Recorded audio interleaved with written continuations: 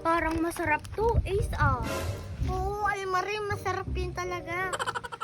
Ace, Almarie, ano yung kinakain nyo? Takay mo ba? Oo nga.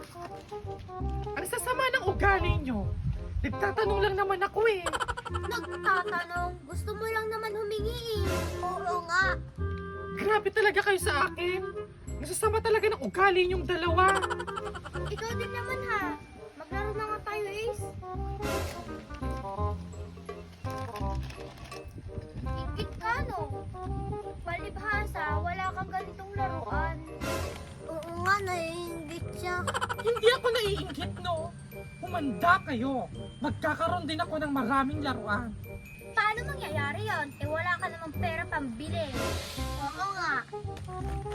Akala nyo lang yon. Kapag nagkaroon ako ng maraming laruan, wag na wag kayong hihiram ha.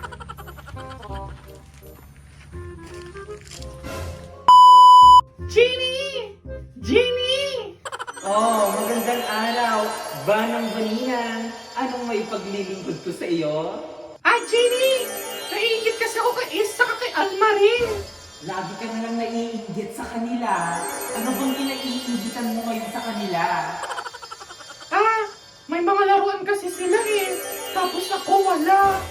Ah, ganun ba? Naiinggit ka dahil wala kang laruan? O siya, sige. Tanggapin mo itong ballpen at papel. Hala! Laruan ang kailangan ko, Jenny. Hindi itong ballpen at papel na to. Oo, ano ka ba, Banang Baninang?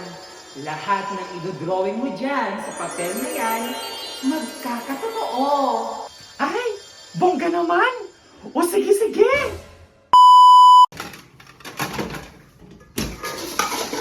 Nay!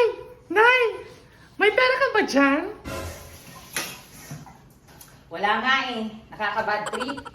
Gusto mo ba ng pera, Nay? Oo naman. May ibibigay ka ba dyan? Sige, Nay. Wait lang.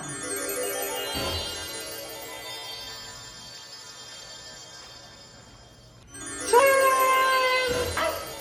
Bongga! Paano nangyari yun?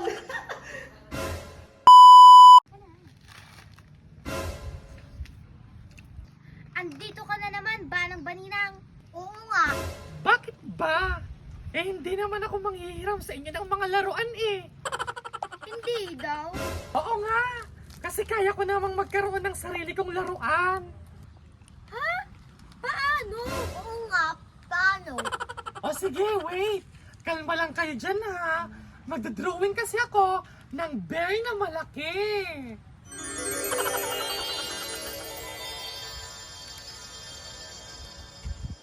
Wow! O ano?